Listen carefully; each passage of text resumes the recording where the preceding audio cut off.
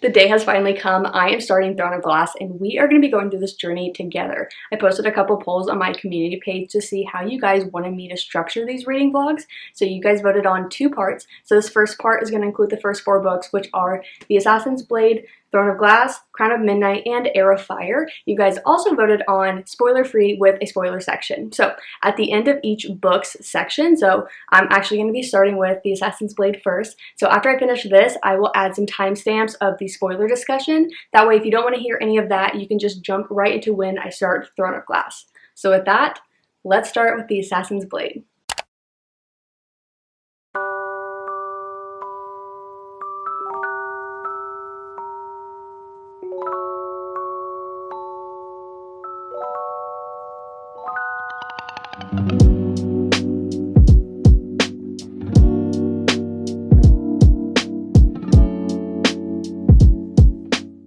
It's the next morning and I'm here to give my first reading update. So as you guys saw last night, my friend Riley came over and we started reading this together. We're going to try to buddy read the series together the best of our ability. So last night she came over after work and we just sat and read for a couple of hours.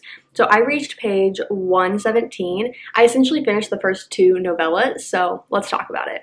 I feel like one of the biggest discussions I see surrounding Throne of Glass is when to read The Assassin's Blade. You either see people read it first, like I'm doing, or you see them read it fourth ahead of Queen of Shadows. So I wanted to touch on why I chose to read it first, and what are my thoughts on that decision now that I'm a couple novellas in. I watched a couple reading vlogs of people that I generally align with thoughts and opinions of books, so I watched them read this and thoroughly enjoy it, and then after getting a couple books into Throne of Glass, I heard them say that they really enjoyed the fact that they read this first because they got to see why Celaena is an amazing assassin. Why is she the best of the best? Well, this novella series of her going on different missions and showing that and proving that, just as a reader, I head into Throne of Glass understanding that like backstory a bit instead of just being thrown into the first book and being like, she's the best, and you're like, okay, but like why? And like, how do I know that?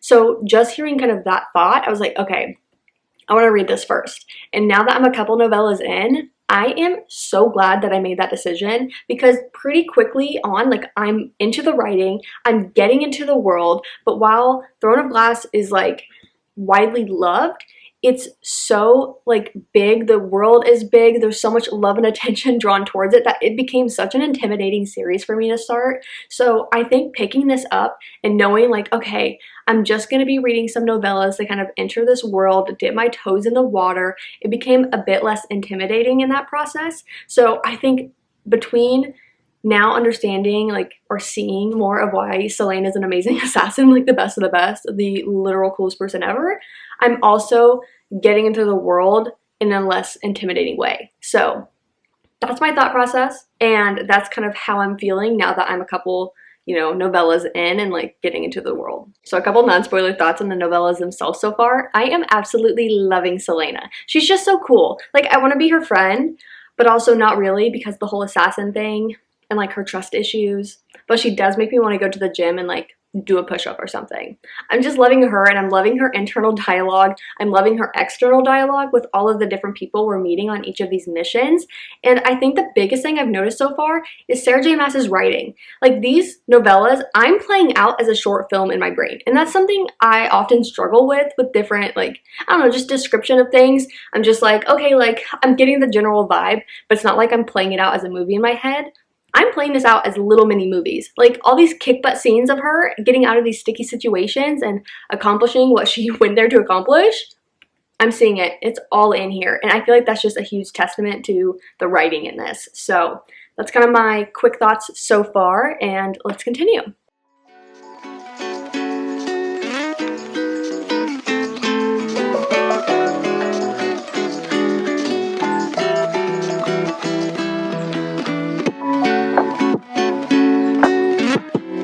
It's the next day. I just finished up with Silent Book Club where I was able to finish the novella The Assassin and the Desert, and I'm just a couple chapters into the next one, The Assassin and the Underworld. So I just wanted to pop in, say that I really love that The Assassin and the Desert is all about a training experience that she endured, and it was just so interesting to read about. And I think the more I read about these novellas, the more I'm like, I don't know, retaining the characters and thinking about like how I could see them in the future. So that's been a really cool experience so far.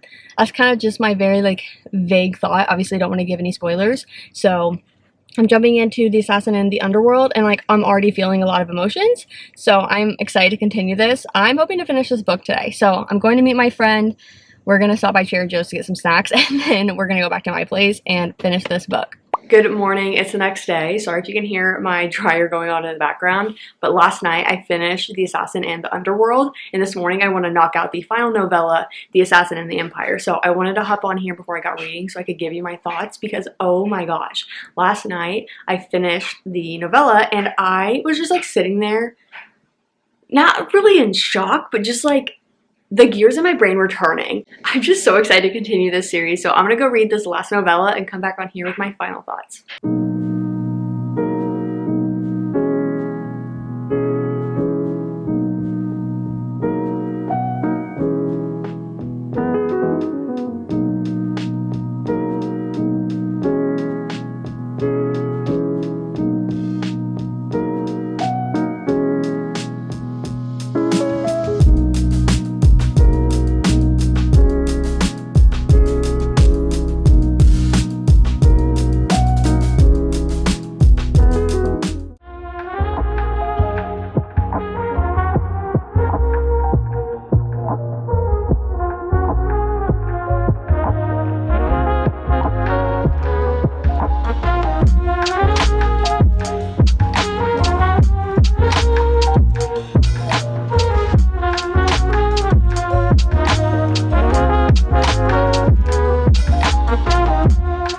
Okay, it's been a few days and I definitely have updates for you guys, but first of all, we just need to give this Airbnb a shout out. I had to travel to DC for work and I got an Airbnb instead of doing a hotel, and like, it's truly stunning. Look at this view. I ended up getting a corner unit, and isn't this just absolutely beautiful? It's so freaking beautiful. I absolutely love it. So it's currently Wednesday evening, and I think that we last talked when it was Saturday afternoon after I had finished up book club, and I told you guys that Riley was coming over for the rest of the day and we were just gonna sit and read and finish The Assassin's Blade. Yeah, that didn't happen. We just sat and yapped all day, no reading. So she leaves at like 9:30. And that's when I start to feel the panic, because I realize that my Libby audiobook is expiring at 9:30 a.m. the next day.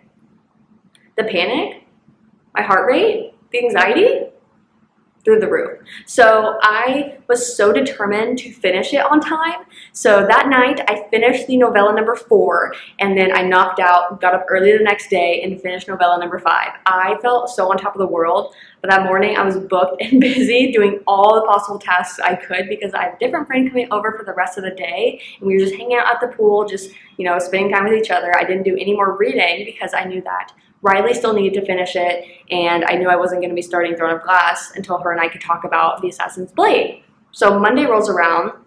Riley and I had planned a beach day together. We were just like, let's just hang out at the beach all day. And that's exactly what I did, and it was so spectacular. So that's when things kind of shifted. That's when we kind of set in motion the new reading guide. So first things first, Monday morning, Riley finishes novella number 5, completing The Assassin's Blade. My first thing to her was like, congratulations, because I felt on top of the world finishing the first book in this big universe and like actually completing a book for it. So like, girl, congratulations, we did it. And then things start to change, because earlier that week, I had remembered that one of my friends from high school that already read the series had found one of those reading guides that kind of broke up the novellas to read them at certain points ahead of different books or different parts of books. So I'm gonna insert it here. So Riley and I decided, let's do that. I think it'll be so amazing.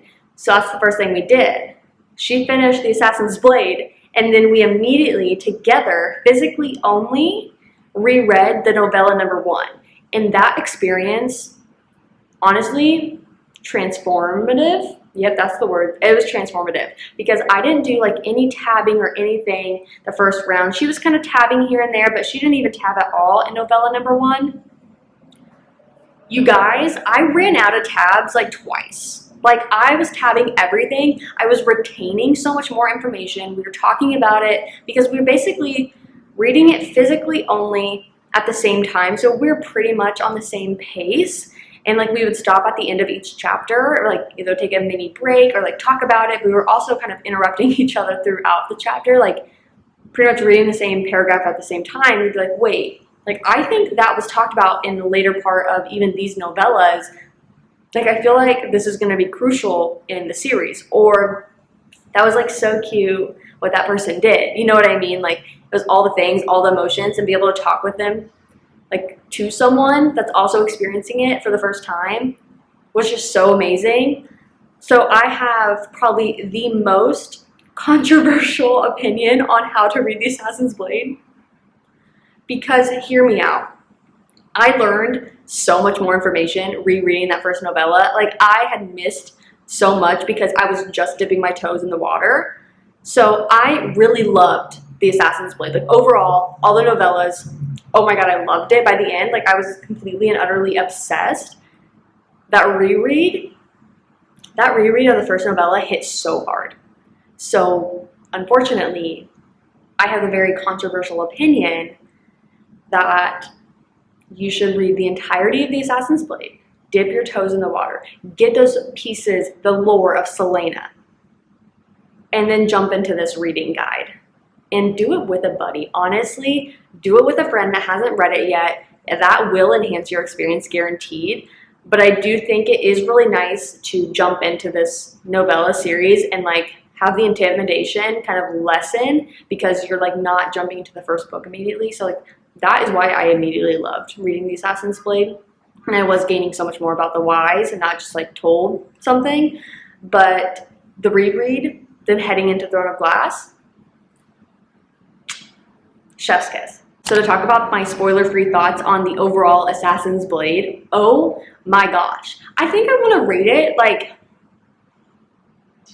4.5, 4.75 maybe. Like it was so good. The entire novella book is 5 novellas, 5 different missions that Selena is going on, and you get to see how she is such an amazing assassin, the way her brain works, the skill set she has. She is so young, yet so talented and so incredibly smart. And it was so amazing to see that, and then also piece together potential like future parts of the series, because we were introduced to various characters along those missions, and you definitely know that you're going to see them again. In what way, like you have no idea. So it was fun to like speculate how we're going to see them again and when we're going to see them again. Like were there any hints in those novellas? So it was very fun to like think about that, but I didn't feel the pressure to like understand the world, which it isn't that complex, but I just like didn't feel that pressure because they were just supposed to be these short novellas. Now keep in mind, I was obsessing over each of them. Like I was in it to win it. I was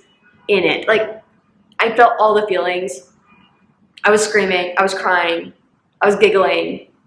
I absolutely loved every single one of them, and they all brought something different. So just my first read of The Assassin's Blade, magical experience. Doing the reread of the first one so far, like that's the only one I've reread, enhanced so much, because I was already having a bit more of my bearings into the world and like understanding. So I was retaining so much more information where I was like, wait a minute. I think that's going to be important, or I don't even remember them referencing this in like the first time I read it. So the first novella absolutely has my heart right now. And I don't think I really want to talk more that wouldn't be like spoiler related. So I feel like I'm going to end this here, that my overall thought of the fact that I read The Assassin's Blade first, and now I'm at this point 60 pages into Throne of Glass. I'm having the best time of my life. Like I am so in it immediately when I picked up Throne of Glass last night. So now let's jump into some spoiler thoughts. Okay, so I'm hoping that anyone that doesn't want to hear spoiler thought has skipped this part. Okay, elephant in the room. Sam, like are we going to talk about it? Are we going to talk about it? Like you want to build me up to tear me down? Sarah, seriously? Like I thought we were better than that. You know what I mean? That hurt. That hurt a lot. I adored Sam. Sam, there's always going to be a part of me for him. You know what I mean? I will say I saw enough comments that weren't technically spoiler comments, but they were comments about emotions that made me know like Well, I didn't know, but I just started novella number 5 and I'm like, Sam's gonna die. So it didn't, like, I don't know, the comments I would see were like, this thing destroyed me, or I was totally wrecked. And I'm like, no, but like, why would you say that unless someone dies and like you're not going to see them again? And obviously Selena's not going to die. And I was like, okay, wait, this could make total sense. Like, kind of a revenge for Selena by having Sam's death kind of like on her hands in a way, like feeling that, like the baggage from that, and then wanting revenge for it. Like, that's the prequel heading into all of Throne of Glass. Like, that's kind of where I felt leading into the final novella, and it made sense to me. So like the entire novella, I was like prepping for Sam to die. So it's not like I bawled my eyes out. It didn't take me by surprise, but it still hurt. Like, it still hurt a lot. Now, as far as like I don't have the book. Love that for me. As far as the like overall novella by novella, Ralph from the Pirates one, bring him back. Bring him back. Where do we get him? I mean, again, guys, I've only read 60 pages of Throne of Glass, but this is the novella to reread before Throne of Glass. So we've touched on the Pirate Lord already, so I'm curious, but yeah, like, when do I get him? That was fun.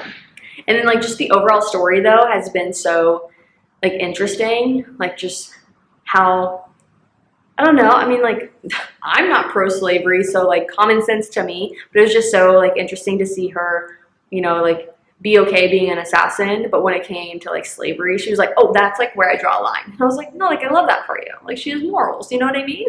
So that was a very interesting novella. The second one is about the healer, and I think, I don't remember if that one had like something about the crown or something about the heir, but I remember thinking, like, I read that and I was like, oh, she's for sure gonna be like the Crown of Midnight book, or for sure gonna be the Heir of Fire book. And that was a very interesting story. I really like seeing Selena want to teach another woman how to fight, and like encouraging that woman, like, teach anyone that will listen. It's just, I don't know, something important about young women being able to protect themselves. The third one was the desert, right? Oh, again, I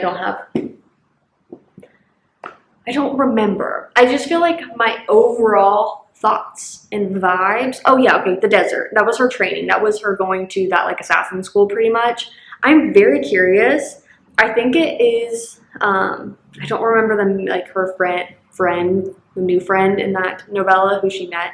I feel like she is the one that's like also either Crown of Midnight or Heir of Fire. They like triggered a word there. I don't know if it's like heiress or if it's about like taking back the crown or what, but I was like, oh, we're gonna see you again.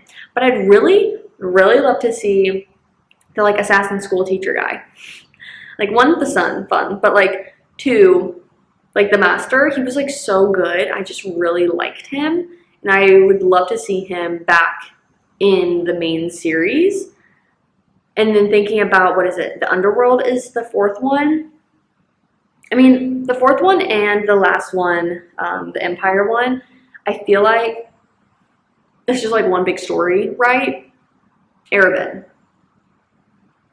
What a jerk. What a jerk. I did not like that guy. I mean, validly so. But like, seriously? Oh, I just hate him so much. Like, for what? Like, for what? So he's annoying. Whatever that F guy's name is, that like pretty much gang lord-esque. Ugh, don't like him either. Like, that's my spoiler thought, I guess. So I feel like that's kind of like the gist of how I was feeling at the end of Assassin's Blade. I was feeling a lot of feelings, but I was also ending it with her getting caught and like sent to the salt mines. I was like, okay, interesting. Like, we have some closure in that, and then like excited to see the journey unfold, which is where we go for Throne of Glass. So those are my spoiler thoughts. Let's get back in and start the next book. So we are officially kicking off Throne of Glass. I know that this is a long clip of me just like sitting here updating you guys. I just hadn't been able to update with you guys with all the traveling, all the plans, and just like being present and just trying to like focus on the book, focus on time with friends. But here we are, and I have my first update on Throne of Glass. Again, this will all be spoiler free, and then I will have my spoiler section at the end. So Riley and I are breaking it up to read across 7 days. So yesterday we wanted to read up to chapter 9, so about 60 pages in. You guys, I messaged her at like page 8, like I'm unwell.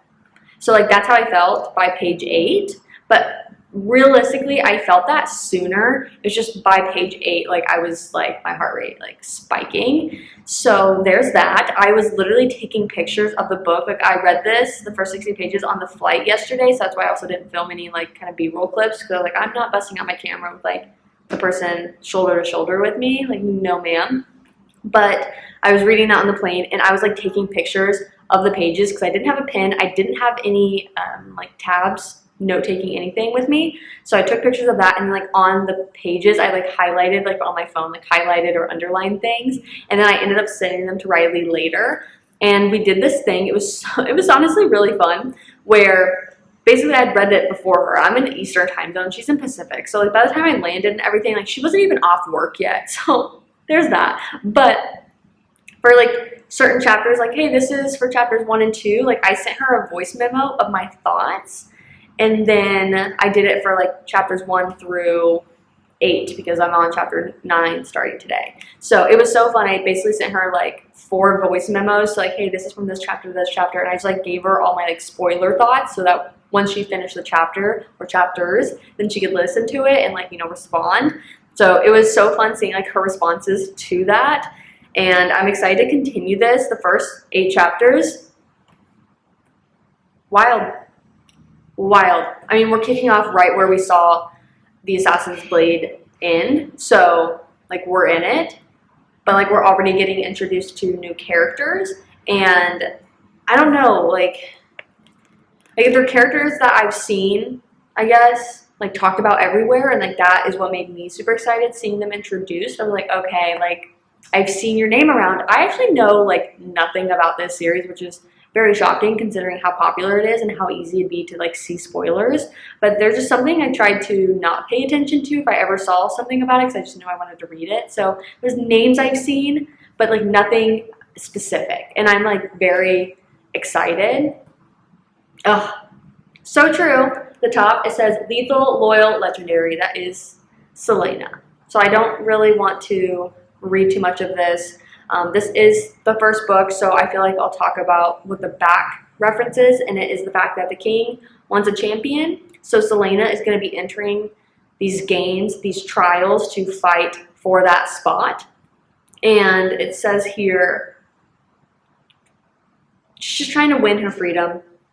And I feel like that is enough. So she's trying to win her freedom. She's going to participate in this to earn a spot, to earn the spot as the king's champion. Essentially the king's assassin, you know what I mean? So that's where we're at, like that's the plot, that's the vibe. 60 pages in, I loved how it started.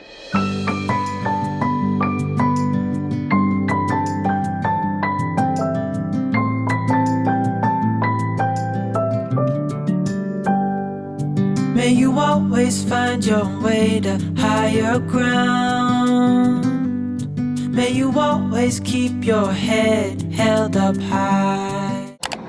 Good morning, it is currently Saturday. I think you guys last saw me on Wednesday. I gave you guys a little update, and then you guys saw me reading before bed. That was me accomplishing day 2's reading goal, and then I completely knocked out. I was so tired. So then Thursday morning, I basically just took advantage of the fact that I was here this day in between meetings, so I had no work like time commitments, and I just wanted to go to the places that I loved while I lived here. So I went and got my nails done at my favorite nail salon, and then I went to Georgetown for most of the day. So by the time I got back in like late afternoon, early evening, I actually had to work and do the things that I need to do that I didn't during the day. So I spent the entire evening working and prepping for my meeting on Friday. So focus, come on, bring it back. Thank you. So then Friday, whole day in the office. After I was done with the presentation that ended around like 4 or 5 o'clock, we just all went out and we got like appetizers, dinner stuff. I didn't get back until 9:30, so very long day. So I was working on day 3's reading goal last night. I only read a few more chapters. I'm on now chapter 20. So before I finish that goal today, I wanted to just give you guys like a little update. So I'm Still loving it.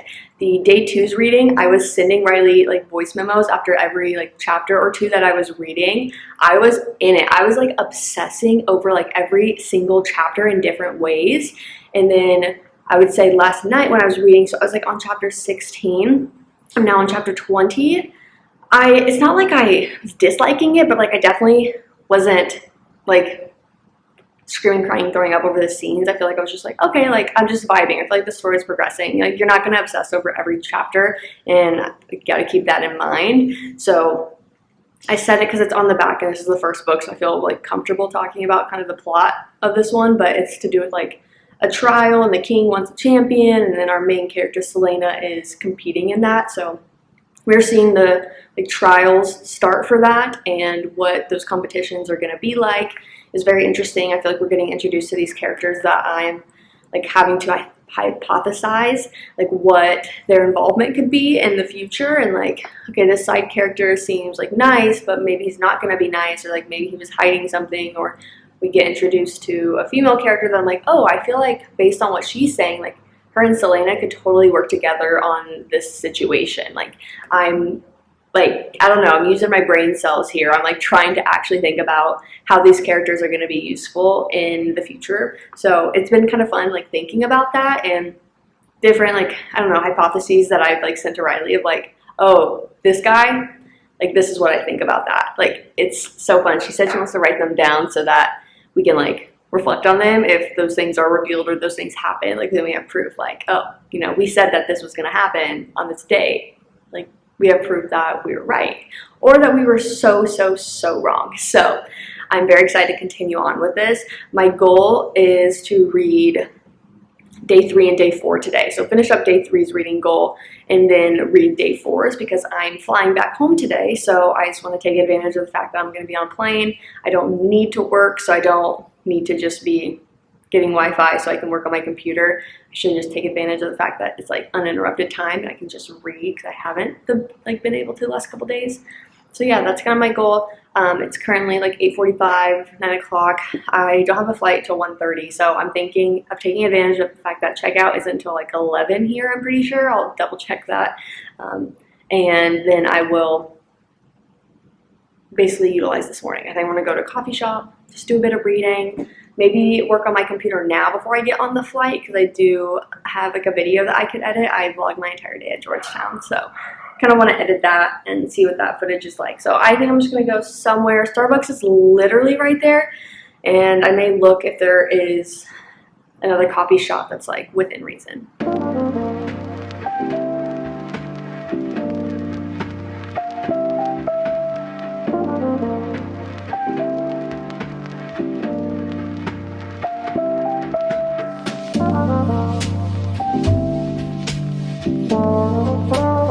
I'm at the DCA airport, and one thing about me is I'm gonna find the bookstore. I love this one here, so I feel like I always have to stop in if I'm going through this airport, because it's just like so cool.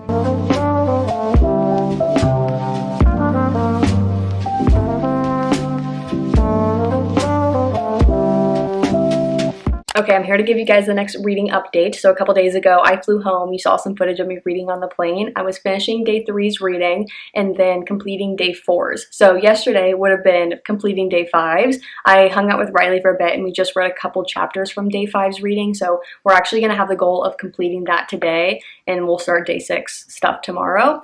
So I'm currently on chapter 34, and I am back with my tabs again. So I had the like genius idea. This is one of those bookmarks that's like laminated. First of all, I don't know if I showed you guys the bookmark I was using, but it was chaos. It was revelry. I feel like it's just perfect. So it is from Heartbound Bookshop. I actually got it in person, but I believe they have an online store. So I put the tabs I wanted to use on here, and I feel like, hold on without losing my place, like, it's just so good. So I'm not really having a key, like a guide of any sort. I feel like I talked about this with Assassin's Blade when I did the reread of Novella 4. I was just tabbing anything that I liked, and I'll go back on a reread eventually and kind of make a key and like have it make sense. But for now, I'm just tabbing colors that I like and feel in the moment. So I started that with day 5's, and I'm going to go back and tab the rest of like what I've read so far because I've made notes in my phone of different things. I've talked with Riley, like I have what I need to tab. So at this point, I am 252 pages in. I'm on chapter 34. It's so good. It is so good. And her and I were reading last night, and we were just like, I want to keep going. Like, I'm also tired, but like, what in the world? Guys, chapter 33, pick up your Throne of Glass right now. Like, if you read it, pick it up. Look at what that chapter was. Complete fever dream. I was just like, what in the world did I just read? And like, she had to leave at that point. I was like, well, that's one way to end this.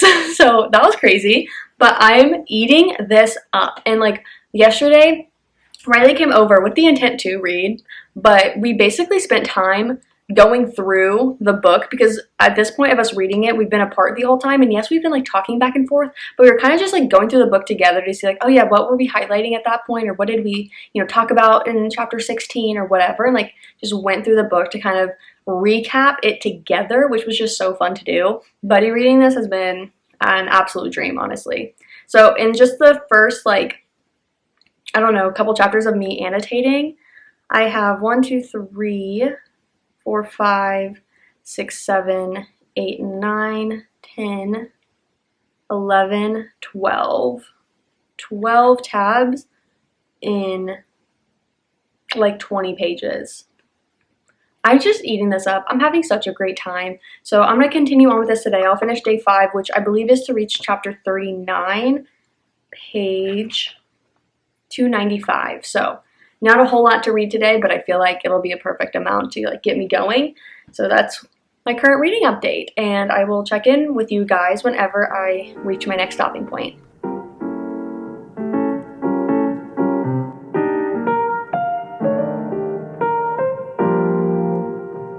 Okay, I just finished up day 6's reading, so I had to complete the rest of day 5's, and then I did all of day 6 as well tonight, and I've just been sat here the entire time. I've been so like focused on this, and it's been so nice doing the tabbing.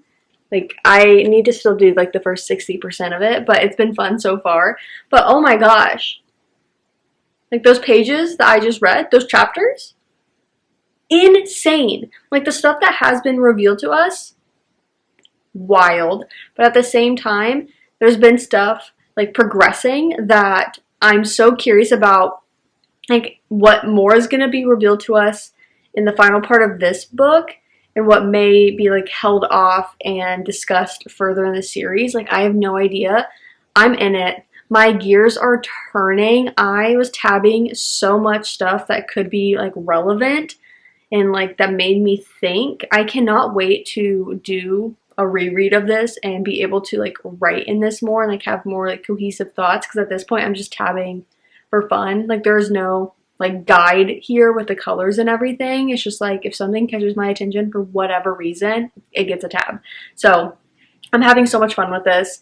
The last whatever pages, crazy. And I ended on chapter 46, which unknowingly was a perfect like stopping point before the chaos of the remainder of the book, because when I set up like the mini like guide for Riley and I to follow, it was just me breaking up the total pages by 7 days and then like going through and like making sure we stopped at the end of an actual chapter, not just like in the middle of a chapter. But it's perfect because now I'm like, okay, I can go to bed like with peace.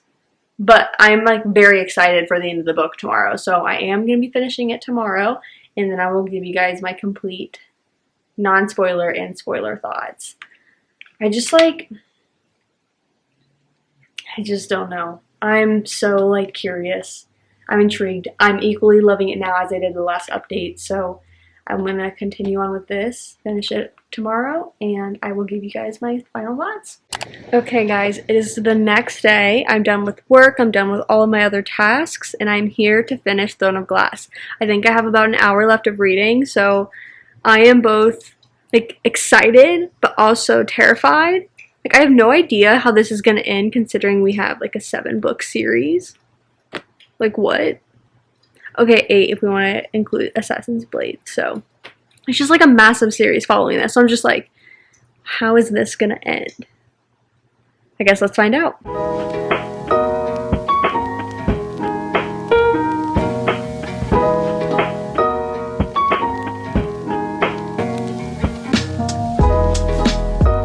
Okay, this may be crooked, I have no idea, but I just finished Throne of Glass.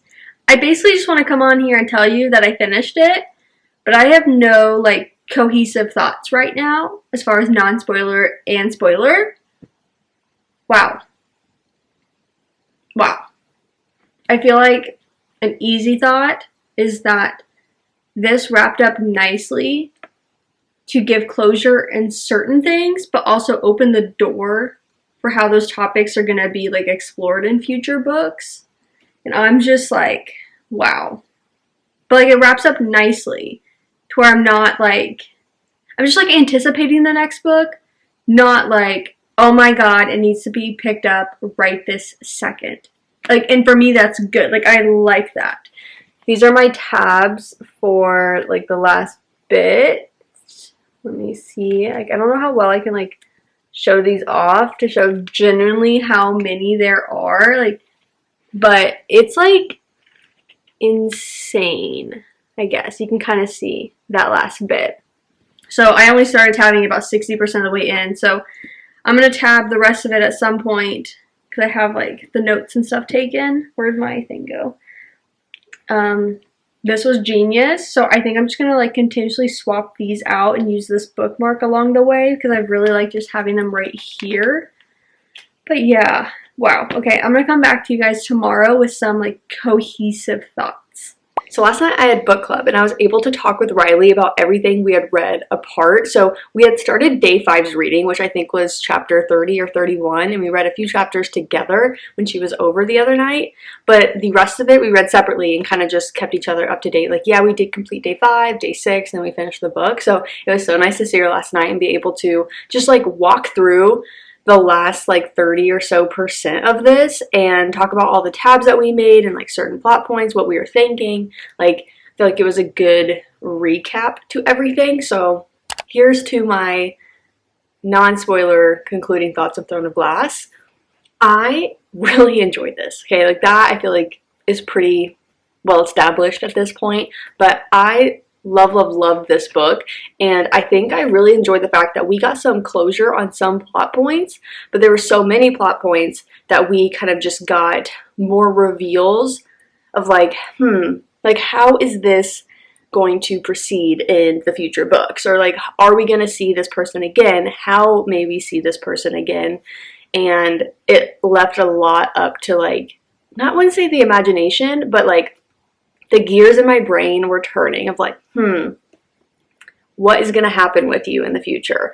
And so it was nice having just some closure while some like excitement as to like what's like going to be happening in book 2, book 3, book 4, the rest of the series. So I feel like Sarah J. Maas did a really great job of giving the reader like something. Because I feel like if everything was just up in the air at the end of this book, I'd be like, what? And like you have none of that satisfaction, but I feel like she concluded this one really nicely to set up for the future books. So I really loved this. And last night we also geared up for Crown of Midnight, so we like planned our scheduled reading for that. So I'm excited to start that today. So now I'm going to jump into a few spoiler thoughts. So I'll give you guys a few seconds to either pause the video so you can skip ahead, or if you want to just continue listening, obviously go for it. I really love seeing all of my like tabs having no rhyme or reason because it was just kind of like a feeling putting them each in, and I'm like looking at them like, wow, it's just like thoughts, just thoughts. But okay, some spoiler thoughts. Oh my gosh. I feel like I have many, and it is so hard to like separate this because I feel like concluding spoiler thoughts are like, what? Like, how do you embed everything that I thought? You know what I mean? Okay. I feel like the main spoiler thought I guess I would have is like the romance side. You guys, okay, I have seen, like, since the moment I saw Dorian's name pop on page 8, like, I got giddy, right? Like, I got giddy because I've seen his name thrown everywhere across this series, like on merch. I know he, like, I don't know, I guess he's just everywhere. Like, I don't know spoilers about this series, but I just like know that name. Riley and I, like, this entire book, we were fangirling over Kale. Like, fangirling. I love him so much. And, like, maybe I just haven't paid attention that his name is also thrown around a bit because I'm like, I didn't recognize that name, but oh my god, I'm obsessed with him. Every moment he's in, I'm excited.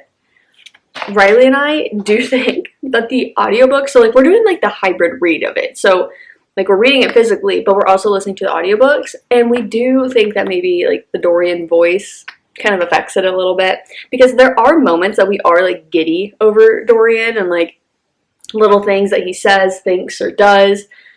But like so much more we like Kale, like everything he does. So I don't know if we're like the minority here, but like we were losing our mind last night, like just recapping this book, anything involving him.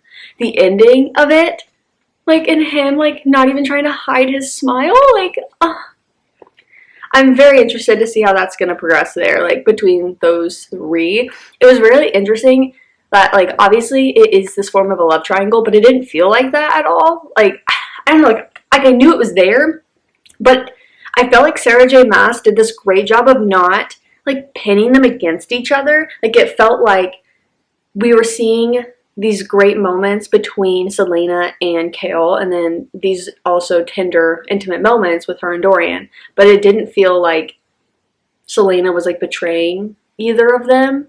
I don't know. I feel like she just like balanced that well here because I'm not really like a love triangle girly, so I liked it here. I didn't feel like I had to pick a side, you know, like halfway through or something. Like I thought it was well distributed. So the way it ended though with Kale, I'm like, you guys, I will lose my mind. I will lose my mind and I'm not prepared for the rest of the series. Okay, now to like plot points that aren't the romance. So the king is just terrifying, but I really enjoy how he's, I don't know, like talked about in this book because they show him so smart and not like just this like dumb guy that's like in charge and like just wants power. Like he's also very intelligent and I'm just so curious about like where he went. And like Dorian saying that he did this once when he was like a kid, so I'm just like, okay, what is all of that? Like the king, what the hell? Then we have all of the like magic side with Elena, like the first queen, and then like all of that. So like Cain and Nehemia. Wow. And like the word marks. I'm just like very intrigued at this point. I feel like I had different thoughts along the way. And what's the end goal here? What's the motive? It was so interesting having the queen introduced and like the old queen, Elena, introduced and like have it be like, well, I didn't bring you here, Selena. Like someone else brought us both here. And it was just like in the moment, like what? Like what is all of this? And then we have Nehemia, like very much aware of this magic and the power it holds and like opening and closing these like portals. She was just trying to like save Selena. And then Cain pissed me off the entire book. But like I wouldn't say like, okay, in a good way sounds weird, but like it's not like I was annoyed by him to like take away stars, you know, like for a rating. It was more like, oh my god, this Cain guy. So his character through this was so interesting. And then like having the end and like Nehemia's like, babes, how is he doing what he was doing? Like how did he know like my people's old magic? Like what? Very interested in that department. And then we have like the whole Caltaine and the Duke. I'm still like confused but not. Okay, like I just feel like I have some concluding thoughts. Like clearly we know like the Duke was like controlling her in ways. I think I was confused a little bit about like Caltaine's true motives. Like did the Duke influence her to be like, you just need the crown? Because I don't know, like the way that Caltaine, like her inner monologue throughout the entire book, like it felt like she had this secret mission that wasn't just like, I want to be a queen, I want to be in power. Like it felt like there was something else. So I'm just curious if there's something else, or it was as simple as like the Duke was just practicing his magic on her to control her and make her do things and just like test that out. I don't know, very interesting. What else was there? Like, I mean, kind of like, you know, these overarching things. Well, okay, so Dorian. I really like Dorian. I feel like he is portrayed as like a great person and a great prince and like very smart, but also like tenderhearted and like loves to read, but also like is very like strong, like knows how to be a prince. Like, I don't know, they just don't have like him having like those weaknesses. Well, we know now Selena is a weakness, but my point is like, it's not like, oh, he's so smart, he's also a jerk, or he's a jerk, but like he's so like dumb, or like he's very nice but he's so dumb, like, you know, easily manipulated, you know what I mean? So I really like how Sarah J Maas is like making these characters just like great and not like just super dumb or like just super mean. Well, Kane's, you know, whatever, but as far as like our main characters, like they're all quite intelligent. Kale's the same way. Like, I really like how they portrayed him to be like the captain of the guard. He takes his job very seriously. He's battling his own emotions, the fact that he is like feeling the feels for Selena, but he like kept his guard up, if you will, like, but not to be a jerk to her. Like, he had these tender moments with her and like was very honest in moments that I was just like, oh, like that's surprising, but like I liked it.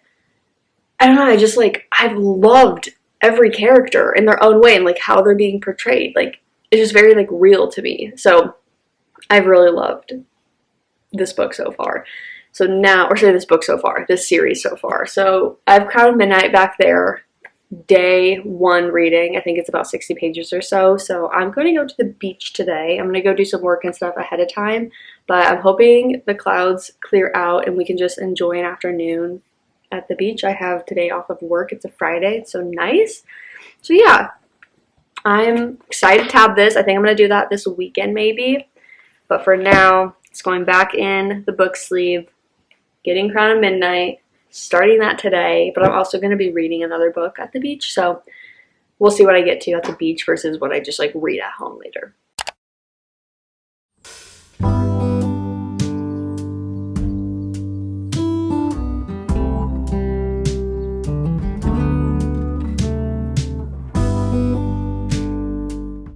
Okay, I feel like the lighting isn't as weird in here. I was filming an update clip for the weekly vlog out in the living room, right next to windows, but it was like so weird.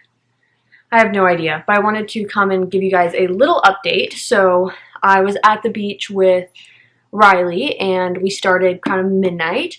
We only got 4 chapters in, about 34 pages. And I just wanted to give you guys an update before I just kind of binge read this. I'm going to finish day 1 and 2's reading right now. And I have football on in the background, so I'm just going to like lay here, read, and get going on it. But it's been a very interesting start so far. I mean, we know how book 1 ended, so now it's just like that continuation. And I'm very excited for like this next chapter of the story and like how the different characters are going to evolve here and what new characters we will be introduced to, because we've already been introduced to a new one. So I've been having a fun time with this, and now that I don't have Riley here though, I feel like I'm not going to be stopping to like talk about the book. So I feel like I should fly through the rest of the reading here, because when we read together, it's like really nice to be able to just like read a couple chapters and talk with each other about it. So now I'm like, okay, well, I don't have anyone to talk to. So I feel like I'm just going to be sitting here reading. And then I still have my tabs. So, oh, whoa. So I have my tabs here. So I'm just going to be doing that. I've already had a little bit. I don't know. It's kind of hard to see them fully. Yeah, I'll just show you later. But I already have hair in it as well. Great. So yeah, I'm just going to get comfortable and start reading.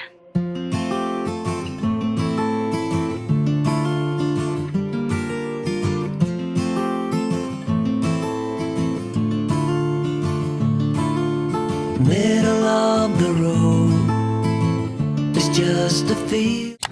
Okay, I have officially finished day 3's reading, so I am on page 185, chapter 23. It is so good. Like, I am completely obsessing with this book so far. I really want to binge read it, but I really want to savor every bit of it and let my brain actually like absorb and think about what I'm reading. So I'm not going to continue, but my tabs are looking, let's fix the window. My tabs are looking so good. So I'm loving this book so much, and I'm gonna just continue on with it tomorrow. So not really much to talk about at this point. Again, when they're like not spoiler thoughts, I'm just like, hey guys, I'm like obsessing with every point of the plot right now. Like all the characters, all the plots, different things, making the wheels in my brain turn. I'm like, okay, like why are certain things happening? How are certain people going to be involved? Who's lying? Who's telling the truth? Like all of these things. On top of all the cutesy little moments between characters. Yeah. Yeah. Also, each day, more and more fear do I have about talking to people about this series. Like more and more each day. Like no one's like outright spoiled anything for me, but I feel like when you just say anything to someone that's read the series, like they're gonna have a reaction. Like, oh hey, I dislike this person, or hey, I like this person, and they're gonna have a reaction to that, and I'm like, ooh, your reaction is gonna spoil something for me based on you saying like, oh, I actually love them, or ooh, I guess just like wait and see, and I'm like, oh, so this person is actually going to be a hero, or oh, so that person's going to do something bad, you know, like something like that's a spoil for me. So I'm like, I don't want to talk to anyone who's read this series before. I'm like way too nervous about it, but I'm going to continue on, and I will see you guys tomorrow with another update. It is currently 6 p.m. the next day, and I am ready to sit down and start day 4's reading. So we ended off on chapter 23 yesterday, and I believe I am reading to, yes, page 230 today before we start part 2 tomorrow. I am very excited and very nervous just where the plot is at right now. I know that it's only going to get crazier, and I feel like rounding out a part 1, yeah, I'm nervous to say the least, but I'm also so excited. Like I have just been obsessed with this world and these characters so much so far, so I'm just excited to continue it, but also just like more nervous as it progresses. I know these books are quite light compared to what the future books are, like when it comes to pure like pain and all of that. So I'm excited to see like where this book alone goes before we really get into like the chaos of the series, because to me, like, we're already experiencing a lot. So, okay, I'm gonna get situated, get comfy, and start reading. Full stop. Can't believe I live in your thoughts. I think about you all the time, morning, evening, and midnight. Such a wonderful delight. Oh my gosh. Oh my gosh. I just finished part 1, so I'm officially on page 230, 231. The way I experienced every emotion in the last 60 pages, like, what? Like, everything. Like, I quite literally screamed on page 188. Page 188, I screamed, like, out loud. And then I experienced, like, a bunch of just, like, questions, like, where I was just like, what is this? What am I reading? How are you involved here? Are you involved? I don't... And then the ending, like, the ending to part 1. To say I was shocked is, like, an understatement. The way I did not predict that, like, not in a million years did I think that was going to happen.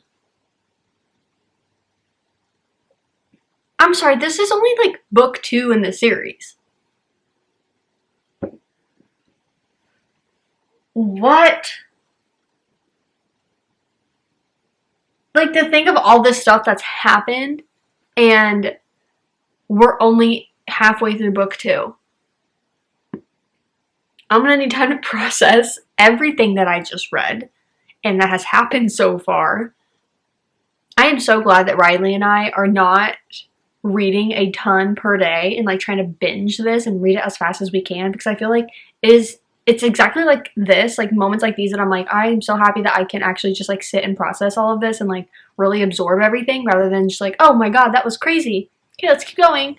Like, no, like I can now just like breathe. Wow. Okay. Anyways, I will see you guys tomorrow to read day 5. Oh my gosh. So I'm here to give you guys my last thoughts before I finish the book today. So we last talked when I finished day 4's reading, and that was just complete and utter chaos, like the craziest 45 pages of my life. And then for day 5 and 6, there was a lot going on, but it wasn't the same, like, how did all of that happen in such a short amount of pages? So I just didn't think about anything specific I wanted to talk with you guys about when I finished day 5, and then I still just wanted to talk with you at least once more before we finish up the book today. Riley's coming over after work and we're going to finish it. We just have this little sliver left. I am both excited and terrified. When I finished Throne of Glass, I'm pretty sure that it ended in a way that was like, okay, some stuff was like concluded. I could see how we were kind of hitting a stopping point with other plot points, and it was like, okay, this is kind of where we're at. Let's see how this progresses. Not really a cliffhanger moment, if that makes sense. So I just don't know if this is going to end on like a cliffhanger, or if we're going to have the same feeling as we did with Throne of Glass, where it's like, okay, I can see how we're going to explore certain plot points more, how we're going to have a lot more of that like expanded, and then how other plot points were like concluding. You know what I mean? I feel like that makes sense in my head. So I'm excited. I'm nervous.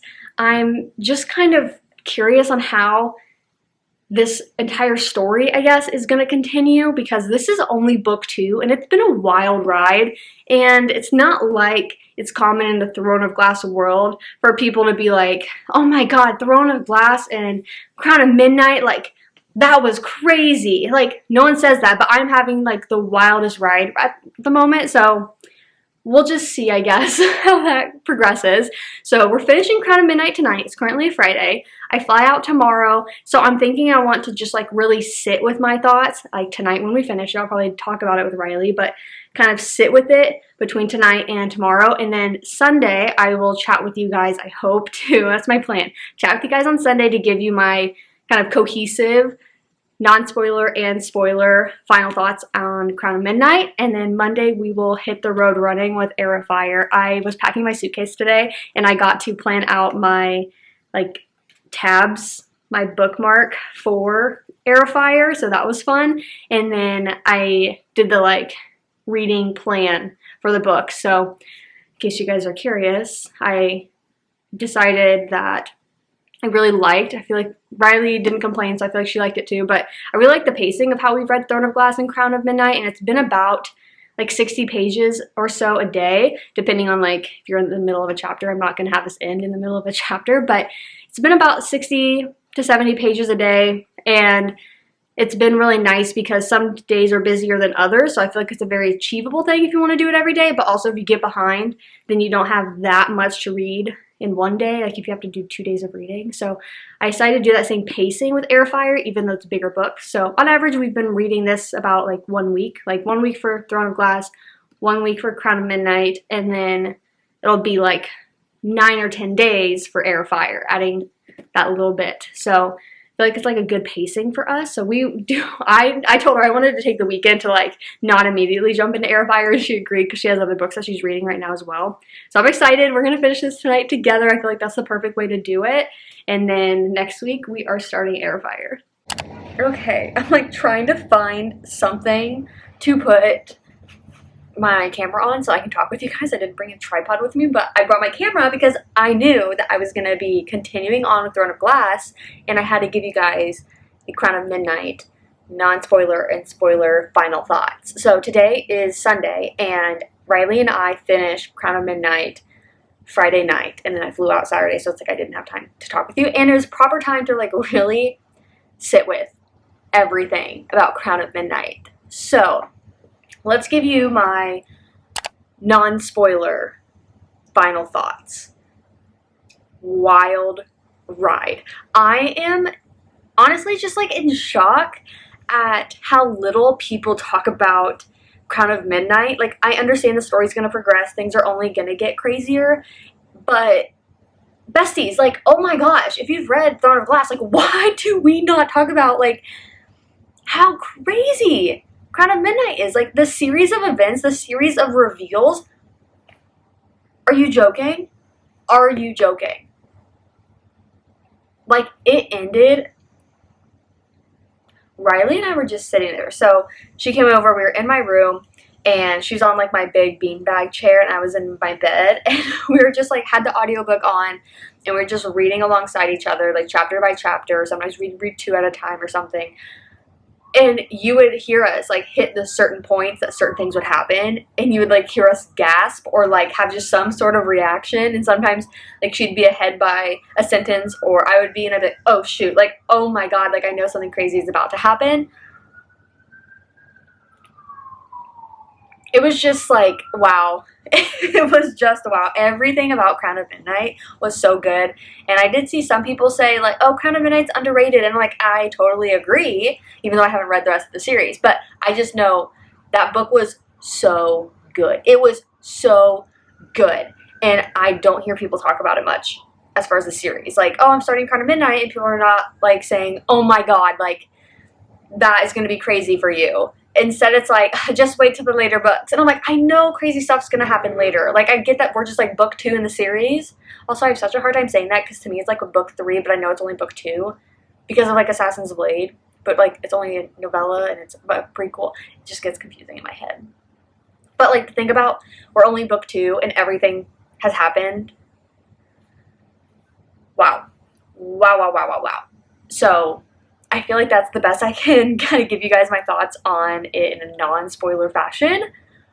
Wild ride. It's been so fun talking about it in my Discord as well. So I don't know if I talked about this on here, so sorry if this is repetitive, but for my Patreon, we have the Discord that was mainly set up for the book club side of things, but I also created a channel for like buddy reading, and if anyone was reading a book and they wanted to buddy read it. So I've been updating as I've been reading Throne of Glass books, and some of you guys have joined on that journey, and it's been so fun like reading alongside you guys and having you guys kind of give your thoughts, and like the fact that we can hide the spoilers. So it's like, if I already read up to that chapter, like I can like reveal it for myself. It's also hidden for others. Like, we had one person today being like, oh, I'm gonna catch up to those pages you guys are talking about so I can read all the spoiler thoughts. And I just like love that part of this journey as well. It's like an even bigger buddy read. I didn't realize so many people hadn't read Throne of Glass yet, because like I'm getting comments on like my Instagram post as I finish a book. I will make an Instagram post about it, and I've had so many people being like, oh, like this is kind of motivating me to read this series. And I'm like, I just thought Riley and I were the only ones that were like behind. So it's been fun seeing other people wanting to start and being able to share how Riley and I've done it, and like have absolutely loved this experience so far. So we don't have any Assassin's Blade novellas to reread for like Crown of Midnight into Heir of Fire, so that's really good, because I was traveling and I was like, please don't make me have to bring another book just to read like 60 pages of a novella. Like, oh my gosh. So I'm very glad I don't have to do that. But next up is Heir of Fire, and I'm starting it tomorrow, and I'm so excited. I'm so excited. So now I'm giving you guys all the time to click out of this video if you do not, or not click out, but skip ahead if you guys do not want the Heir of Fire, not, oh my gosh, you guys, my brain. If you don't want the Crown of Midnight spoiler thoughts, skip ahead. That's just plenty of time, because I've messed up my words a million times. So I'm going to take a long drink of my boba. Let you guys just do your thing. Okay. Holy smokes. There's also a Chiefs game on in the background. Okay, cool. Okay. Like, where do I even begin? Also, I don't have my books, so that kind of sucks, because I would love to be able to call out certain parts or like recall details by looking at the book. So work with me here. But here's the thing. Riley and I, since the beginning, have been Team Kale. Like, we love him. We love him. I'm going to be honest, the audiobook does Dorian dirty. Okay, it does. His voice, weird. It's weird to where, like, I couldn't really get into him ever being a real love interest that I like supported because of his voice. But when Riley and I would like reference certain parts to each other from him, like what he was saying to Selena at certain points, like we were like, oh, like he's such a cutie, like that's like so sweet of him. So for Riley and I, it had always been Kale, and so for every single moment between them, we were screaming, crying, throwing up, giggling, kicking our feet, all the things, because it was just like such this forbidden thing, or like a slow burn feel, where it was in the hidden moments. Like they cared for each other and did things in those hidden moments, and it was just like so special because it was not this like outright like, I have a crush on you, or I'm feeling things for you, but I can't be with you. No, it's just like in the little things.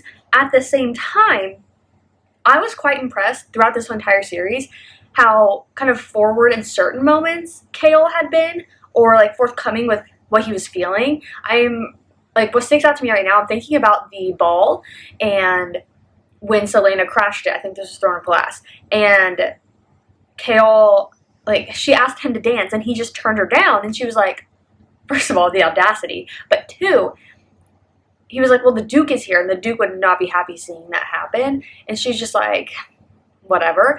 But Kale was like, if he wasn't here, I would say yes. And like, he's called her beautiful in certain moments, like leading up to that, and I was just like, I don't know, like it was just like so sweet. Like certain moments he was very like forward, and I found that like so appreciative. Like I don't know, I love that about him. And something I've discussed about these characters overall is I love how intelligent they are. Like they are not these dumb characters that are just being bested all the time because they're naive or for whatever reason they just like can't see through things. Like no, like we get their inner dialogue kind of to give the reader a sense of like, you know, what that character's feeling and what they're thinking. And I like love that between Selena, Dorian, Kale, the King, like kind of big characters. Nehemia, well, I don't know how much of Nehemia we really get inside her head. I think that's like kind of intentional. Even Caltaine, like I don't know, like the gears are turning in their head all of the time, and they're always thinking like how something could be something else, and like, well, what's actually going on here? So I like that, like we're getting to see that, and we continue to see that in Crown of Midnight. So a big thing, like thinking about that. Okay, I don't know, do I talk about things in order? I have no idea. Y'all, Nehemia. Plot twist. Okay, plot twist, because I never thought she would die this early. Like, I don't know if that woman's going to be resurrected or something, but like, I'm just trying to tell you right now, her dying in book 2, was anyone going to tell? Well, obviously they weren't going to tell me, but I was just like shocked because I thought she was definitely, I don't know, going to play a bigger role moving forward, and I could see her dying eventually, you know, but I definitely didn't think this early on. At the same time, I think it was someone on the Discord that kind of pushed me to think this, but it was discussed how like Nehemia and Elena wanted to kind of push Selena forward with the entire like plot of taking things over, right, and like the revolution and all of that. And so Nehemia dying would be a good catapult for that. So I feel like I get it, but I was still shocked. I was like, wait, what? Wait, what? So like that was crazy. Then we have Selena freaking the freak out and hating Kale now. Now, hear me out. I was so upset during, like, from that point moving forward on, like, Selena being pissed at him beyond the knee-jerk reaction. I get the knee-jerk reaction of, like, Kale, like, you knew that the king wanted to see her or something, you know, like, but she was, like, mad he didn't tell her. But we got inside Kale's head, and he was battling the fact, like, well, this is a test for him, because if he tells Nehemia, and the guards are aware and, like, kind of plan ahead, then the king will know that Kale told Nehemia. And then he's like, well, if I tell Selena, and Selena now is aware and she does something out of character, the king knows Kale told Selena. So, like, it's a matter of trust with him and the king and his position, and the king will totally just kill him. So, like, we saw that in his head. Like, he was not taking this lightly, but also he was just told that she was going to be questioned. Whether or not that was stupid on Kael's part to not see anything beyond that is not on him. We're going to ignore that for now. But I hated how Selena realized that afterwards and was still pissed at him and, like, lost her trust in him as if she isn't one carrying around the biggest secrets in the world. First of all, we already done knew. Prequel told us. We done knew she was Fae. But I guess to some level, I didn't know kind of what the situation would be. You know what I mean? So she's carrying her secrets. She does not want to confide in him all that much. And yet she's pissed at him beyond the knee-jerk. Beyond the knee-jerk reaction. Like, it's been a couple weeks now. Like, what are we doing? You know? And I really appreciated the transition from her and Dorian's, like, we're going to have this romantic relationship into friendship. Because now when she's, I hate Kael. Stupid. She was really able to just have someone, and having Dorian play this now kind of friendship role. Like, he kind of battles like some feelings, but it's not as prevalent, and I really just appreciated the friendship he was giving towards her, and like, you're not alone, like, you always have like someone, me, here for you. And I just, like, I don't know, I like that dynamic. Kael, my man, oh my gosh, that was like a wild time with the whole Nehemia thing, and then her like hatred now, and like nearly almost killing Kael. But we move past that, and suddenly Kael's like, oh my god, the monster. There's so much here. There's so much I have thoughts. Okay, monster, portal, wow. Now, that happens. Craziest paragraph ever. Okay, she gets hurt. Dorian and Kael are there. Dorian's like, bestie, we gotta get up there. And Kael's like, I can just sacrifice myself and hold them off so that they can get to safety. Okay, in this paragraph, she goes up the stairs. Monster grabs Fleetfoot, takes off into the portal. We see Kael knows he has nothing else that he can do. Goes into the portal after the dog. Why is he not talked about more? Why is he not talked about more? Oh my gosh, okay. I'm like keeping track of this game. Okay, goes into the portal, and I'm like, oh, wait, what? And then Bestie's like, oh shoot, I'm totally concussed, but like my mans and my dog just went into the other world. I best be getting over there. Dives through the portal. That's like sentence number 2. Sentence number 3 is her turning full Fae. Oh my god, poor Kael. Like, he's just like, what is going on? Like, he has to just be like, he's honestly rolling with the punches and doing quite a good job of just being like, yeah, sure, yeah, no, like, so she's Fae. Okay, cool. No, like, he was so, why was he kind of calm, cool, collected? A little bit calm, cool, collected. Love that about him. Love that. So that whole thing happens. She gets back. Now Kael's like, ah, shoot. Oh, shoot. Okay. New plan. I'm going to sacrifice myself to go back to my home with my dad in turn for getting my dad's support on getting Selena gone. Let's take her on this mission that she can actually just stay with those Fae people. And I agree to go back home. I'm like, Kael, bestie, I feel like we could have just thought about a different solution. I feel like we could have talked this one out. Bestie. Like, was anyone gonna talk him out of this? Okay, guess not. So, that whole thing happens.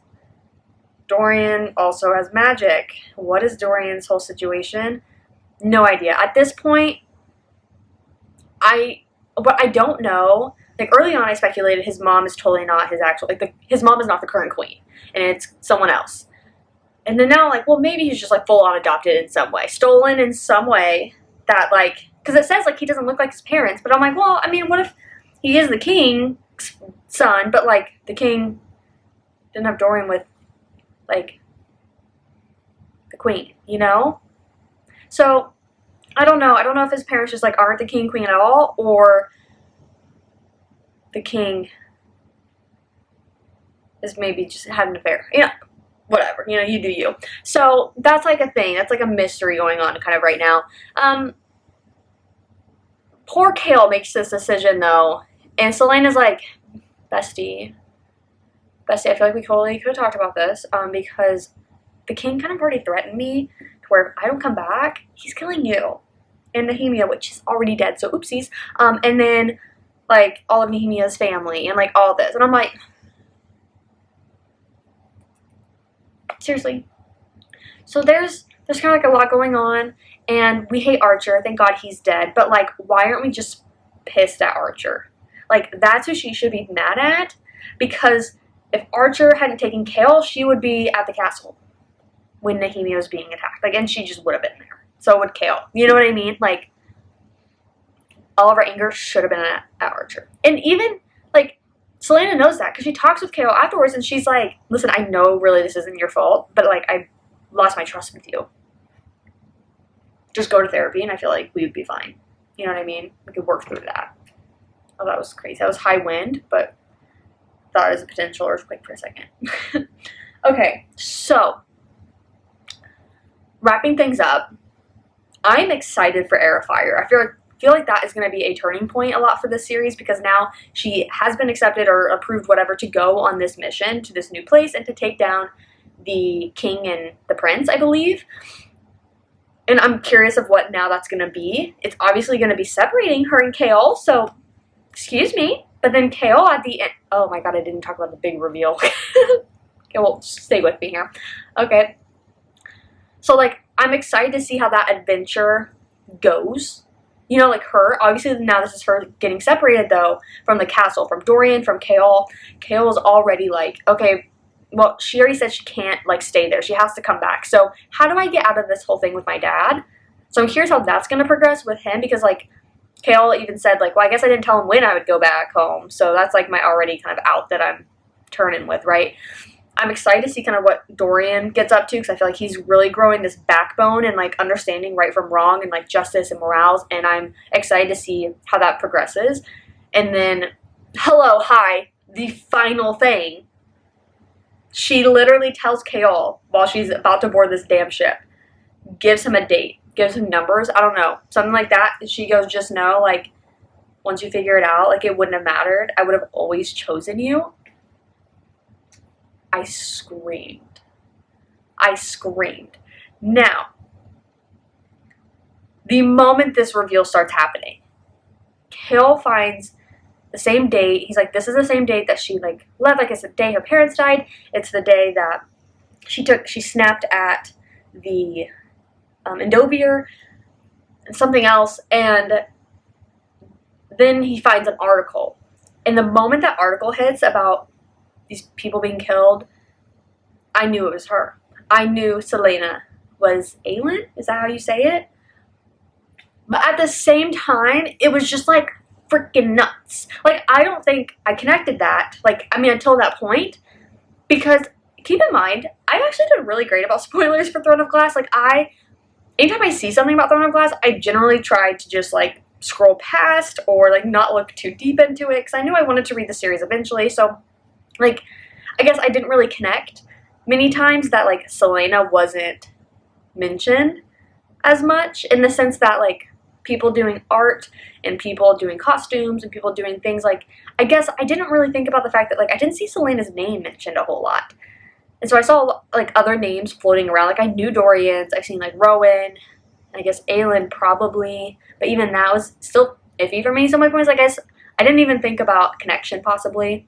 So that reveal happening at the end was just, like, crazy to read. And it was just kind of like, this is nuts. This is nuts. And I know I said this not yesterday, a couple days ago, before I finished the book. I said, I don't know how this is going to end. I don't know if it's going to end on a cliffhanger or something that technically kind of like rounds this out, and now we're going to be progressing moving forward. Like, it makes sense in my head.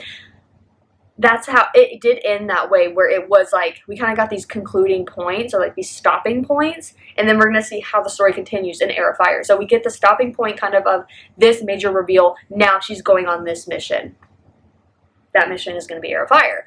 And then we have Kaol having that reveal that he now knows, and he's agreed to go back home with his dad. Now he's gonna have to get out of that somehow. Dorian's trying to figure out what the heck. I think I can say hell on this channel. What's going on with him, his bloodline, and like the magic and all of that. So I feel like him and Kaol are really gonna get close, I feel like, in Heir of Fire, and like help each other out. Terrified about Dorian and the king. Like, if the king finds out, I don't think he would kill Dorian. I think he would use him as a weapon, and that terrifies me. I have no idea what's going to be revealed about the king and the word marks and, like, the word keys and, like, what he's doing, like, changing people into those monsters, like, all of that. Like, I have no idea what's going to be that. Like, I have no, like, speculation at this point. I'm just here for the ride. I'm just here for a good time. So, crazy time. This is going to be such a long video, and I hope the Throne of Glass girlies love it, because this has been so fun to be able to talk with you guys about and like have the mainly non-spoiler but also spoiler sections. So wow. Okay, let's continue on tomorrow with Heir of Fire.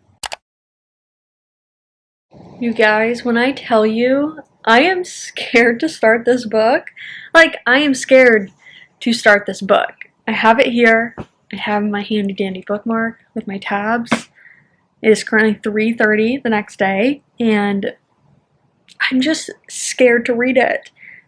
I feel like I'm gonna read a little bit of it maybe in here, and then I could go down to the pool area. I was thinking about going over to the like nearest beach for sunset. Sunset's in about 3 hours. Like, that could be nice, but I'm just nervous.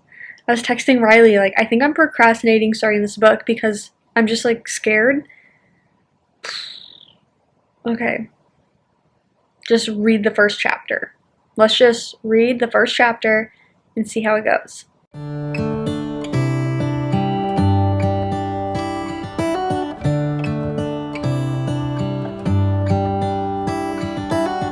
How come the stars come to shine when it's dark from so far away and show us where we are? What makes the sun? Okay guys, I am back with an Heir of Fire reading update. Like, we're back in another place that is in my home as well. Wasn't it earlier this video? I think it was when I was reading Throne of Glass. I was out in DC for work. Well, now I'm in Denver for work. I just checked into my hotel, and today I finished day 5's reading, which put me at, like, I don't know, a little over halfway. But more importantly, it's a good stopping point because we just finished part 1. So I thought now is a good time to kind of give my thoughts. Obviously non-spoiler at this point, which I don't even know if I could give spoiler thoughts because there's so much going on in this book. There's so much. Right off the bat, we were introduced to a couple new characters, and like that was already like, oh, okay, like we're really just like diving in there. Then pretty quickly you see that you're rotating through like maybe 5 POVs. It sounds more complicated, honestly, than it is. Like, it's easy to keep track of the POVs, but amongst those POVs, you have all these different plot lines going. And I'm like, oh my gosh, like, what? So that's been the challenge so far. I was telling Riley that I feel like up until this point, it was very easy to just like, oh, like, let's pick up the book and read it today. But this, like, I have to make sure I have the, like, brain capacity. Like, I have to make sure that I'm in a position to actually retain what I'm reading because I want to. I don't want to just, like, no plot, just vibes kind of go through this. So that has pushed us back at different points. Like, well, she had a migraine for a couple days, literally fine. I was actually super busy, so it worked out. I was like, it's fine, I can't read anyways. So like things like that. Then like just like life things, and then just like, oh, well, technically I could pick it up at 10:30 p.m. and even read a few chapters. But like, no, I can't because my brain wouldn't retain what I'm reading. So this is kind of like where I'm at. It's really good. Like, when I am in it, I'm really in it and I'm really enjoying it. I don't know how to say it. Like, I find myself having different thoughts than I feel like a lot of people do about this series. And I'm very interested to see how this one finishes and where my thoughts on certain characters are at then. Like, I say that because, like, I don't know spoilers, and people aren't talking spoilers to me that I've read the series, but it's more like I know certain names. I know certain names people love, and I maybe don't feel that. And I'm like, oh, okay, that's a little scary. So I'm excited to see how this one progresses because I know a lot of people love this book as like the turning point for the series. Like, okay, first few books, as in like Assassin's Blade, Throne of Glass, and Crown of Midnight, like they were like pretty like singular plot driven, very easy to understand, like, oh, like just like this assassin, you know, beep boop bop. And then we jump into this and it's like, oh my gosh, okay, no, like we're serious. So I'm interested in how this one is going to continue based on like what's gone on so far, and I'm really curious how my feelings on certain characters are going to progress. We've been introduced to, like, I guess new completely, like I didn't even realize, but some people like just like absolutely love this character. Like I just hadn't even heard that name in the realm of Throne of Glass, so I really enjoy it so far, like that plot line. I mean, it's a female character, okay? I feel like it's really hard to talk non-spoilers, right? So, like, I don't even want to say names, but, like, therefore, if you at least know that point, like, you know, that, like, we had a new female character introduced in this book, and I've really enjoyed, like, that POV and that plot line. And I was talking with someone recently where, like, they said, like, oh, yeah, in the beginning, like, you kind of either, like, don't care about it, or, like, you just kind of, like, okay, like, keep going, and then, like, you progress into, like, well, when are we getting that next, like, POV of that person? And I don't like feel like the dread, or I don't feel like the boringness. Like anytime it's there, I'm like, no, I'm in it. Like I love it. Like I love that plot line. So I'm interested. And then there's like our main female character, Selena, and like what she's enduring, at least at this point in the book. And that is like a whole wild ride. That is a whole wild ride. So that's kind of my best non-spoiler feelings by talking through it a little bit. Really hard. But it is really nice having Riley. Really nice to be able to talk about like the stuff with her in a spoiler form, real time. I feel like we've had a lot of similar thoughts at this point. So like I don't know. I feel like we have a lot of thoughts that are like the same thoughts that other people don't have in common with the series, and therefore I feel like I need to write down my thoughts that I'm having right now on certain characters to give to her. That way it's out in the open. And that way we can like see if we agree or not. And that way we'll know at the end of the book, like, how are we feeling? Yeah, I'm really liking this. And I'm excited to like wrap this one up to then complete this video and get part 1 out. Like that's gonna be wild. I should probably start editing this because I have no idea how long this is gonna be. It's gonna be a 2-hour video. Like I just know it because I can't shut up. But I feel like I love talking. And I love talking about this series with people, and I love trying to talk the most I can without giving direct spoilers, but like really make you understand how I'm feeling and how I'm thinking about it. Hopefully I'm doing an okay job. So I'm going to continue on with this tomorrow, and I'm hoping to finish it while I'm here in Denver. I'm here, so it's currently a Tuesday. I'm here flying out Monday, so hoping to either finish it before Monday or on my flight home on Monday. Fingers crossed. It's been quite a few days. I think we last spoke when I was giving you guys a reading update and I just got into Denver for my work trip. I don't know if I vocalized it, but the goal was to finish the book that week. And I just think that was so cute of me. That was so cute of me. It didn't happen. And Riley and I were both so busy that we basically didn't read this book for a week. Yeah. So I don't know the date of the last time I spoke with you, but it's currently Saturday, October 12th. And I was going to be starting on, I believe, day 6 reading. I don't know. But I got back in town and I didn't pick up this book until the Thursday night like silent book club that I have with my friends. And so I picked it up there and I only read a couple chapters. I mean, in my defense, there was a dog at book club, so what'd you expect? But I didn't read that much there. And then come today at another silent book club that I go to, we actually sat and read for a good while, and I reached chapter 45, and that is like a couple chapters into my day 7's reading. So I just wanted to hop on and kind of give that little update because I took a week off of this book, and it wasn't because of the book or like the lack of interest in the book. I was very interested in it, but 1, I was busy, and 2, this book cannot just be like picked up and read. Like with all the plot lines going on and the POVs that we're getting in this book, you can't just like pick up and be like, oh, I'm gonna read a chapter. Like no, you usually have to read at least like 5 chapters to get all the POVs, all the plot line updates. And so it was just like, I wouldn't say daunting, but I just knew like, okay, I don't have enough brain power or energy to just pick up this book. So I want to say that because keep that in mind when you are starting this. Try to start it when you think you have a few days to really just like dedicate to this book. If you're having a very busy week or something, just wait. Just like hold off from reading it and just wait until you have a bit more time on your hands, because I think that will make this whole thing a bit easier to process. Because at book club on Thursday, when I was getting back into it, it took me a little bit to be like, okay, wait, what's going on with these characters again? Who are you? What do you want? What's going on? And so once I kind of got my bearings with that, it was a lot easier to jump into the world today at book club. So yeah, I am on chapter 45, page 387.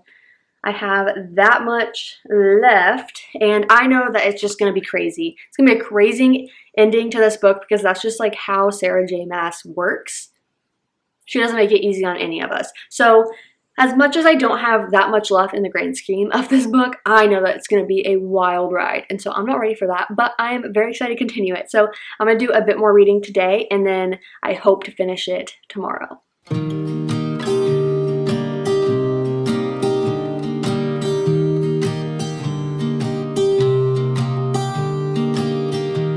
I was never the one to write up a song. Okay, it's now the next day, or maybe is it 2 days later? On Saturday, it's now Monday, I read a good chunk of this book. You can kind of see I only have that much-ish left. So I am finishing it tonight. I'm currently eating dinner. I'm heating up my leftovers of Chipotle yesterday. And after that, I'm going to watch a little bit of YouTube, and then we're going to dive into Heir of Fire. So I just want to come on, say that I made a great progress on it. And now it's like the last, let's say 100 pages. To where I'm like, oh no. You know what I mean? Like, oh no. What is Sarah J. Maas going to do at the end of this book? Like, where am I going to be in 100 pages? You know what I mean? So, here's my final update before I finish Heir of Fire. Well, guys, I wasn't sure that this day would come, but I have officially finished Heir of Fire. Like, genuinely, what an accomplishment. What an accomplishment, because this series is just huge. Okay. Oh my gosh. Like, in this vlog, I read these books. And not only did I just like read them, but you guys, the tabs are tabbing. The tabs are tabbing. So a close-up of Heir of Fire tabs on the first round of reading this. Like, that's a lot. I had such a great time. I'm going to give my kind of non-spoiler concluding thoughts before we jump into the spoiler ones. Wow. Wow, wow, wow. I think my last update to you guys was me acknowledging how Sarah J. Maas just puts you through it in the last, 20% of her book. And she did exactly that here. Like, that last like chunk that I had to read, chapter after chapter, I'm like, what is going on? This is crazy. Because keep in mind, we have multiple POVs that we're following. You have a few different plot lines, and it was not confusing to follow, but it was just a lot to follow and keep up with. And wow, wow, wow, wow, full force. The last 20%, there was no breathing, no stopping. That was insane. And it was such a good ending, like a wild ending for the various plot lines going on, but nonetheless, a great ending, like a good conclusion heading into Queen of Shadows. Like, I feel like this book, starts you down the path of the rest of the series, but this is a form of this like concluding feeling of like, okay, like, let's be so honest, like we were kind of just playing games up until this point. And this book is that transitional turning point of like, no, this is serious. And you see that progress through the book. And like by the end of it, you're like, okay, no, we're in it now. You know what I mean? And so I feel like the remaining books of Queen of Shadows, Queen of Shadows, Empire of Storms, Tower of Dawn, and Kingdom of Ash, like those 4 books are just gonna be the real deal. The real deal. And I'm saying this as someone that was just like, how are you guys taking the first 4 of these books so lightly? Because stuff is always happening and like there's just craziness all the time. But like I can see that this is really setting you up for the rest of the series, and I have enjoyed every page of it. Every page. So wow, like hats off to Sarah J Maas, because this series is all consuming and I'm having genuinely the best time ever. So before I give my spoiler thoughts, this is kind of your head start if you do not want super spoiler thoughts on Heir of Fire yet, start clicking out. But I just want to say thank you to everyone for watching this reading vlog, and I am so excited to do the part 2 of this and read the remaining 4 books with you guys, with Riley, and just experiencing this world has been absolutely incredible, and I cannot wait to continue it. So this is your final warning. We are going to jump into the spoiler thoughts of Heir of Fire. And if for some reason you want to see the final outro of this video, I will put up the timestamp of when I stop talking about spoilers. I feel like the outro will just kind of be a little bit of my overall thoughts on the series. So, okay guys, final warning before we get into the spoiler thoughts of Heir of Fire. Okay guys, now that everyone's gone, what the hell? What the hell? That was a ride. That was a ride. Okay, so I think in the future I would love to do a reread of this and have it be completely spoiler, but I have like the balance of giving this a non-spoiler and spoiler section. I feel like the most people can benefit from that because like you kind of want to see the vibes of someone reading a book, but you do not want, to have the spoilers yet, or like maybe you just want to be able to read along with, and like be able to use that. And then like, oh, I finished it, now I can watch the spoiler section, you know what I mean? But this book, okay, a lot, right? Like that was a lot. We get introduced to Manon, we get introduced to Adian, we get introduced to Rowan. I think those are kind of the main people that we're like introduced to in this book. We have some names pop up that I think, will be a part of the series, further, but as far as like POVs and like kind of plot lines, I feel like those were the 3 additional characters we met. And so I think Adian was the first one, and that was just a process. Like, I don't exactly remember the initial thoughts of him. Like, I do not think they were bad. I think it was just like, oh boy. And to learn then his connection to Selena and like how he feels about that, and just like the kind of, what do you call it? Like the guilt that he's holding on to by feeling like he wasn't there to protect her the day that her parents were killed. Like, that hurts, right? And then we see him doing what he believes is the right thing, like he's staying alive while also trying to protect his people, like secretly, and just trying his best, guys. He's trying his best. He's putting up this persona of like a party animal and all the things, right? But Bessie's trying his best to like lead this rebel and like rebellion, not rebel. Well, rebel cause, rebel group, whatever. The like friendship-ish camaraderie that Kaol and Adian, I guess, grow from that rebel group was very interesting. I really liked that. I like to see like Kaol have to like stretch his brain a bit to have to be like, wow, okay, like kind of always had these thoughts of like Fae and like magic and like the harm it can do, and like I'm doing the right thing. And we saw him slowly with Selena transition those thoughts, or like, kind of start to open up like, wow, like, not everything's bad, or maybe, I'm being lied to and things like that, like as he discovered more about what the king is doing.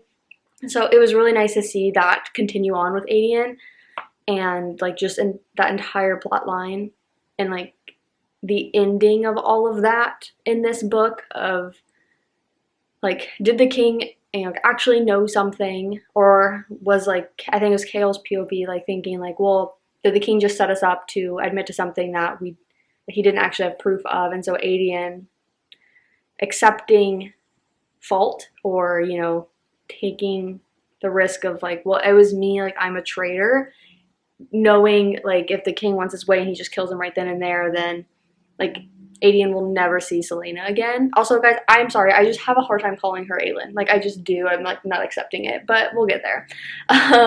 So having Adian like accept like I'm doing this and I so badly want to see Selena again, but I'm just not, and I accept that. Like, I don't know, it's just like, oh, like that hurts a bit.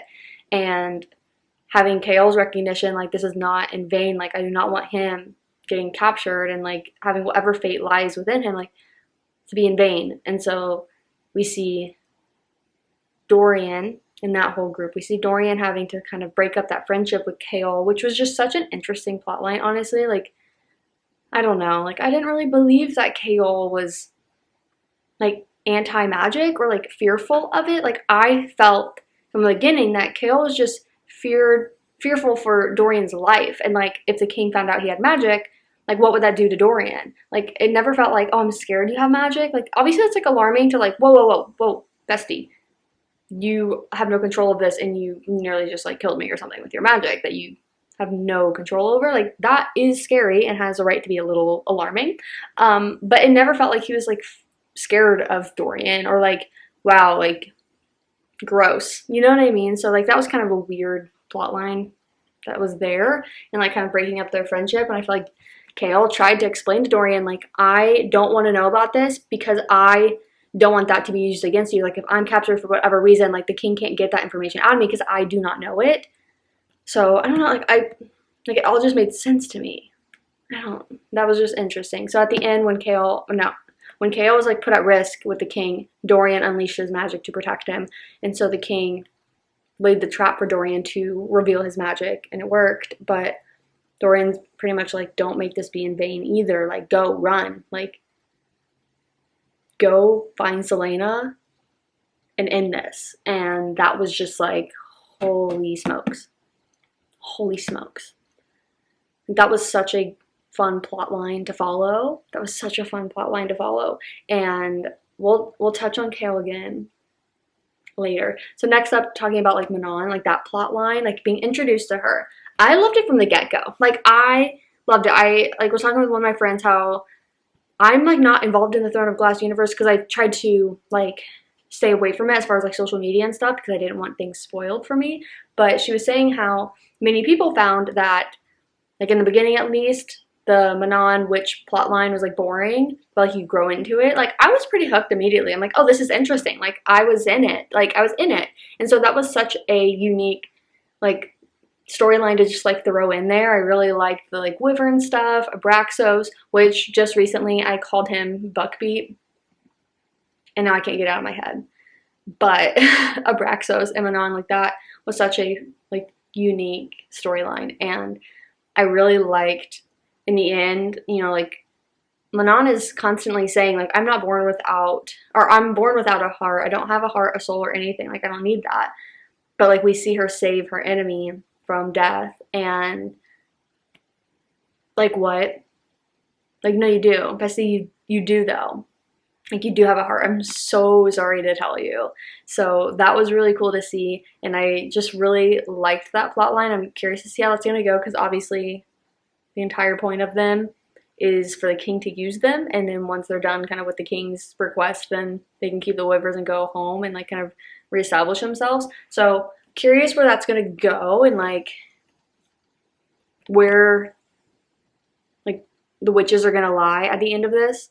So we'll see how that goes. And then the like main plot line of now Selena's progression into accepting more of her role in her Fae world, Fae heritage, her role as queen, like, wow. And controlling her powers, Bessie, oh my god, did she need some help? So we're introduced to Rowan. That was a wild ride for me emotionally. I know you're not supposed to like love him immediately per se, or like kind of feel a certain way even, because, you know, he's very rude. You know, like I know a lot of people just generally like the character. Like, I knew kind of that, but like it's not like he's some knight in shining armor immediately. We're like, oh, swoon, you know, like he's a jerk, very rude.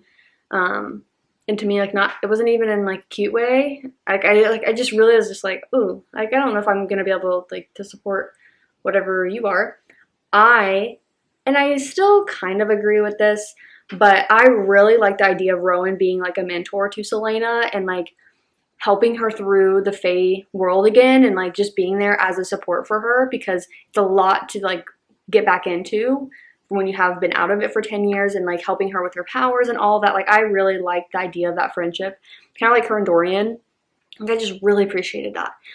So for, I kid you not, like it was into part 2 that I kind of made a shift, and I'll talk a little bit about it, but like I couldn't see them.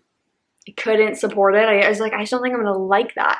And so we see like that, like the hints of maybe there being more between Celaena and Rowan very slowly in the last probably 30-40% of the book. And it's not even by the end of it, you know, that it's like clear. I say clear as in like, it's not like they're making a step of anything, but like they clearly care a lot about each other.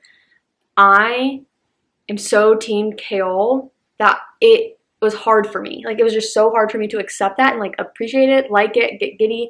Like it was so hard. And up until part 2, like I was just not, I didn't like it. Like I just didn't, I'm like, I am not going to be able to get over this.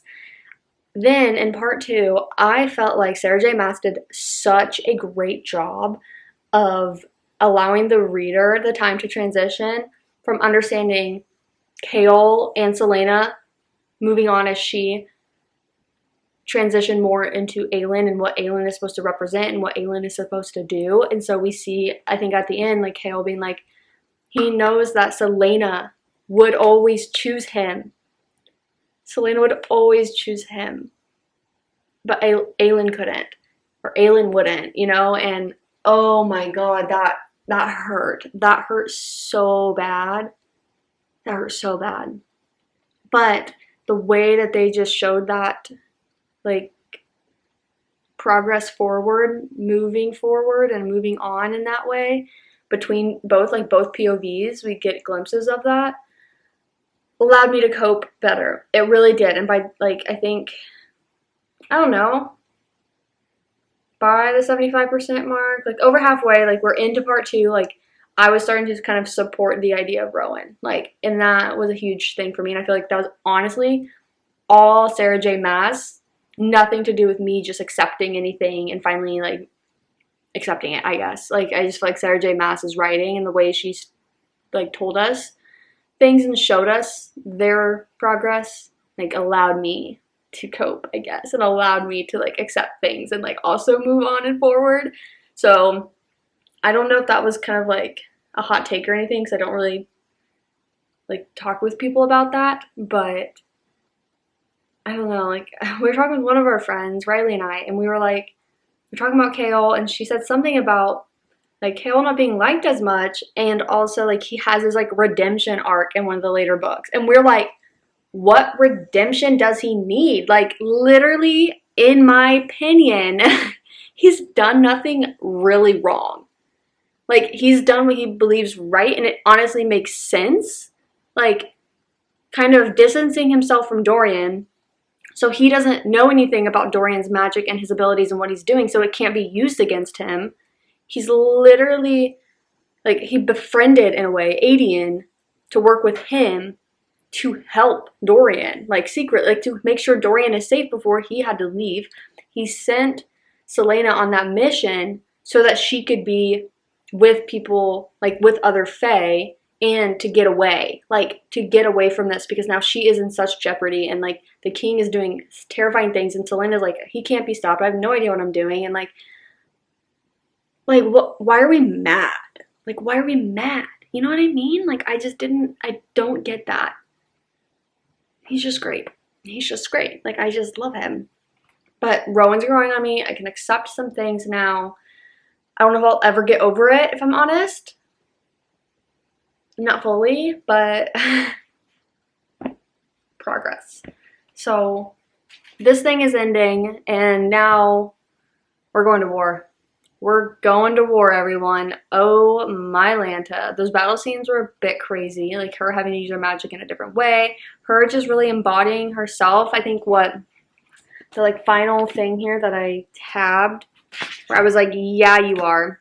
She was Aelin, Ash River, Galathinius, and she would not be afraid.